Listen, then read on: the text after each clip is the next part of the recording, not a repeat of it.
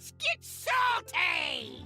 Hey everyone, Zeddy here again with another Across the Timeways card review, and we have even more Deathlite cards to review, including, I believe this is the first ever 4 mana 8/7, and the drawback on it, it's not that crazy. This is kind of spooky. We have frost cards, we have health consuming cards, really crazy stuff. We're going to review all of them. If you want to win these cards, we have a giveaway going on for 2 regular pre-orders and 3 mega bundles out of my pocket to enter the giveaway. Like and comment in the video link down description below, the one with that thumbnail over there. Be subscribed to the channel. Every 1,000 subs we get until all the cards are revealed, I will add another mega bundle, so hit that sub button, make me go baroque. So starting off, we have a new blood spell, the Blood Draw. It's 3 mana, requires 1 blood rune. It's a shadow spell, and you get to discover a spell, which is like, okay. However, this card costs health instead of mana. So if you have, I guess, 4 health or more, because you can't actually spend it if you have 3, you'll blow up. It won't let you do that. You can play this whenever you want for basically free. It costs your health, but as Deathlite, who likes to heal or gain health, this can just be like a free discover a spell, and that's a pretty decent effect, and that's not too bad. In Arena, auto pick, absolutely. The spell you discover, you'll have to spend mana on, because this would be like broken if you could just like get, what, Shallow Dristle and just play it, and that'd be absurd. It's not like that, but yeah, a very cheap way to discover a spell could be quite nice. And is that worth a card slot in today's Hearthstone? I don't know, but it's really cheap at the end of the day. If you're playing, again, you're gaining health, you're recovering all that stuff. It only costs you the 3 health, unless this has been like, there's a Cult Neophyte or a Lotheb, then, well, then it'll cost you a bit more. Or you could discount this and make it almost free. It could be, I guess if you get it off like Marin's Wand, right? Then this is free, won't cost you any health. So that's kind of nice. But overall, again, I don't think it's like enough impact just to discover a spell, even if it's kind of pseudo free, to be worth playing in. Like, I'm just thinking you're probably playing this in like Blood, a double Blood deck, triple Blood, maybe Rainbow. I mean, those are the options, right? Obviously, but I don't know. I'm leaning more towards like it's a good arena card, but probably not a constructed level thing. Maybe in early rotation, like after rotation, when the next expansion, when the spell pool gets smaller and there's a lot less card quality out there, I could see this being a good card, really good card next set, and this will definitely be good in like the early access brawl. But in terms of like, yeah, current constructed Hearthstone, I'm giving it a 2 with the caveat of it'll probably be like a 3 out of 5 after rotation. A good chance of that. And in Wild, I'll give it a 1 because it's like the spells pool is large, and Deathlite's not very relevant in Wild, to be honest. Like, and definitely not like the Blood strategies. Next, we have a pretty crazy card here, the Forgotten Millennium, an 8 mana epic spell. It's got the Blood rune and Unholy rune, so you got to run those 2 runes for this to be legal in your deck. You fill your hand with random undead, so you can get a full hand. That's pretty crazy. They cost health instead of mana this turn. This seems like a Sudoku card. Like, you could get some pretty expensive stuff, and yeah, you could play out a bunch of undeads. I mean, in Arena, this could be insane if you don't have a low health total, but my goodness, compared to that to like the Scourge, I feel like the Scourge is so much better for 1 more mana. I think that had like a triple rune requirement. Did it? No, I don't think it did. Regardless, like, yeah, you didn't get battle cries and possible effects like that, but my goodness, this is pretty darn scary. But to be fair, you could just like play a couple and then save the rest for later, right? It says they cost health instead of mana this turn, so you can bank some. It's not like, I believe they don't disappear. It could be a crazy value bomb. Again, I think of Arena where that could be pretty good. And again, this could be like a pretty crazy created by desperation thing in Standard. You never know. Could be a way of maybe getting more of the Fabled card and getting more boons and all of that. So there's possibilities for it. I feel like it's probably not worth the cut.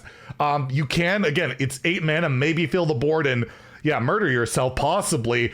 I don't think this sees play. And this is an 8 mana spell that now Big Spell Mage or the Quest Spell Mage can get off the relic card or off Yogg in the box or whatever it's called. So it's going to see play one way or the other. I'm going to give this 2 out of 5 in standard, a 1 in wild. Probably should be 1 in both formats, but there's the off chance this could see like the most fringe of play in standard. You never know, but yeah, in arena, I could imagine this will be quite the menace.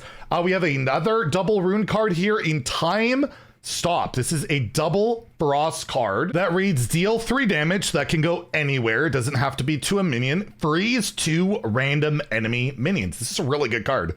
That's really good. You get burn, you could freeze 2 things. You could try and isolate it depending on how things go, but yeah, I mean, like, Frost decks haven't been super prevalent lately. They've been pretty close. Triple Frost has not been far off lately. I know some people have had success with it as recent as this expansion. And a card like Time Stop, you get more burn, which is always welcome, and more stalling tools. Just a really solid card compared to like old Frostbolt, right? Or I mean, that's been there since day one. That would freeze a specific thing it would hit. This you could like go face and freeze 2 minions. Could be really solid. It's just, yeah, Frost DK hasn't been super prevalent lately. It's got to go double Frost or triple Frost, so that's pretty limiting. But overall, I'm going to give it a 4 to 5 in standard, 3 to 5 in wild, where Frost DK can possibly thrive, but just a really solid, good card. I don't know what else to really say. You can discover this too, which can be quite nice, right? Only triple rune cards can't be, are not allowed to be discovered. So yeah, really solid Frost card for Deathlight. And we can also play it alongside the Chrono Chiller. That is right. We have a 4 mana 8/7 undead. It has the Frost rune Unholy, so you can play it in double Frost.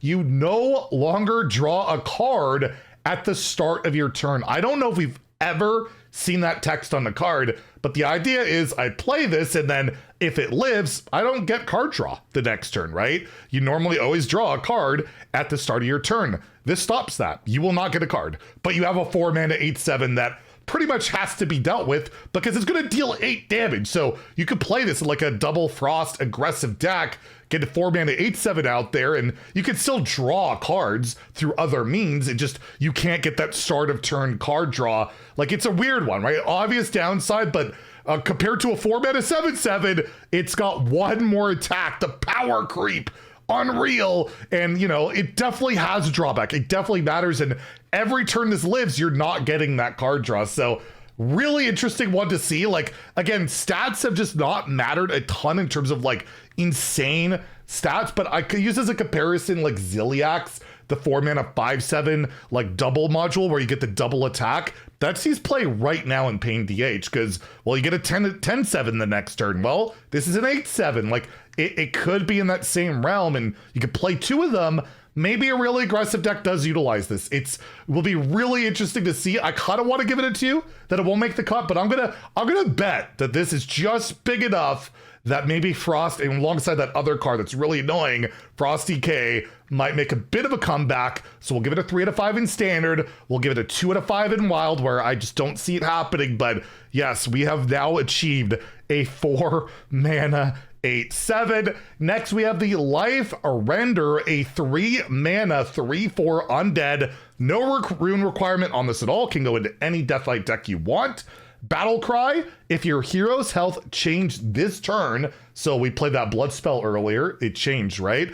Deal 6 damage to an enemy minion. And I don't believe it says random, so you can pick the minion, which is super valuable. But yeah, you need to change your health, whether you have a weapon equipped or you've like, well, actually, the leeches do it at end of turn, so that wouldn't be great, but vampiric blood or any healing type of effect, or I guess self-damaging, whatever, right? Those type of things, you can get some mini damage. It just feels too narrow, too niche. Like, these type of cards to me have rarely been worth it. Like, is Deathlight really struggling that hard to remove like a single minion just to develop a 3/4 undead? I don't think so. I think this is just like an arena card, and even there, you can't really, even these type of cards in arena aren't amazing because you can't realistically get these things online that well. So I'm gonna give it a 1 out of 5 in standard wild. I just think it's too niche, too narrow. that I just don't see as an option, but you might get it as a random undead that you can use your health and then it'll do the thing, right? So it has synergy with that spell we looked at earlier, and yeah, that's it. That's all the cards for now. There is still one legendary left to review. That will be, I believe, in like 3 hours. We'll have one more review later today, and believe me, you're not going to want to miss it. Trust me, that card, it's gonna create some buzz. Anyways, if you enjoyed the video, please like and subscribe. Have a great day and stay salty, my friends.